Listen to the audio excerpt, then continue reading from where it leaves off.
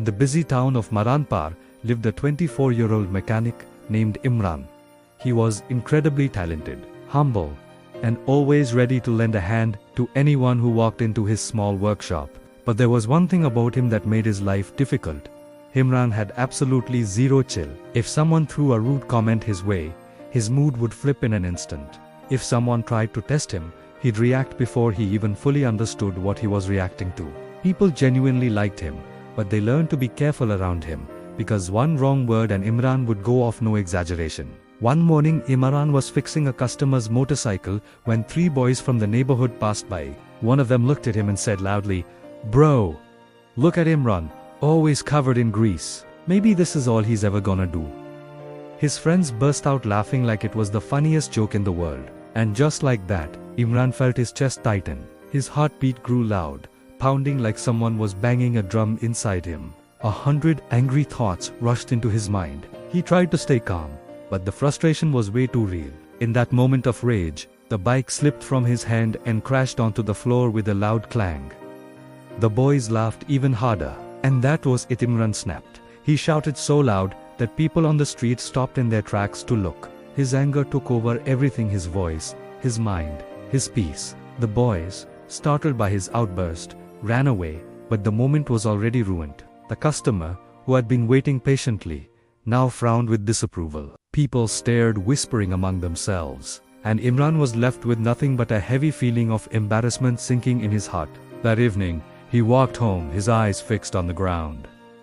He hated how easily people could get inside his head. He hated being controlled by his reactions. He hated turning into this angry person he didn't even recognize. When he reached home, he found his grandmother sitting outside, holding a warm cup in her hands. She looked at him with kind eyes and said gently, "Imran, who stole your peace today?" Her voice was so soft it almost broke him.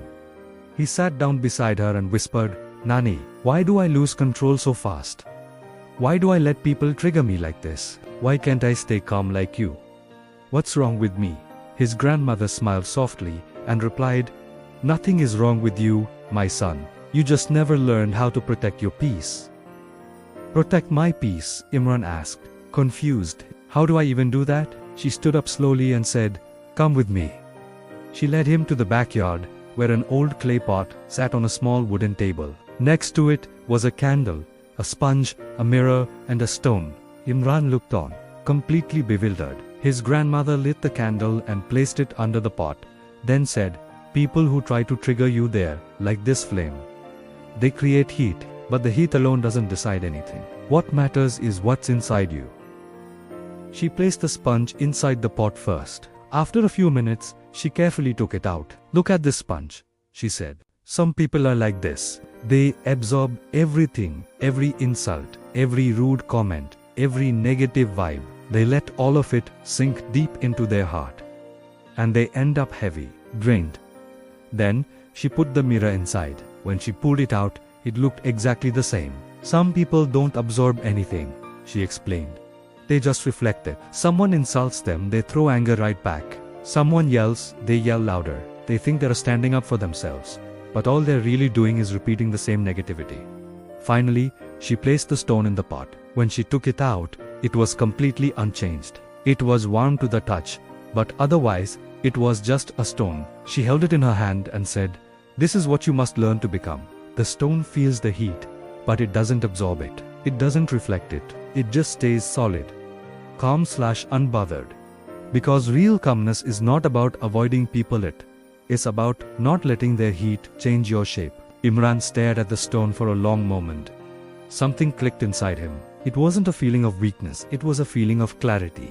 His grandmother continued, "Listen carefully, Imran. When someone tries to trigger you, remember this: your reaction is your responsibility. Their words belong to them, not you. You can't control what they say, but you can always control what you let inside." That night, Imran went to sleep with these thoughts replaying over and over in his mind. The next day, as if on cue, the same boys walked by his workshop again. One of them called out, "Hey mechanic, don't drop the bike today, okay?" The others giggled, waiting for the show. Imran felt that familiar heat rise inside him, but this time he pictured the stone. He took a slow, deep breath. He stayed steady, Then he calmly looked at them and said, "Your words don't decide who I become." The boys froze. They were expecting him to explode. Instead, they got calm confidence, and they quickly learned that calmness hits much harder than anger every single time. Weeks passed, and people in Maranpa noticed Imran had changed. No insult could shake him. No taunt could break him. He worked with a peaceful focus that was almost magnetic. He spoke gently but with unwavering confidence. He handled problems without losing himself in the process. It wasn't loud strength, it was quiet strength. One evening, his grandmother placed the stone in his hand again and said, "Now you understand, my son, calmness isn't the absence of idiots. The mastery of yourself, and when you master yourself, nobody can trigger you without your permission." Imran smiled, feeling lighter, stronger, and finally, free. Thank you so much for watching. If this story resonated with you, please like, share, and subscribe for more content that helps you find your inner strength. We'll see you in the next one.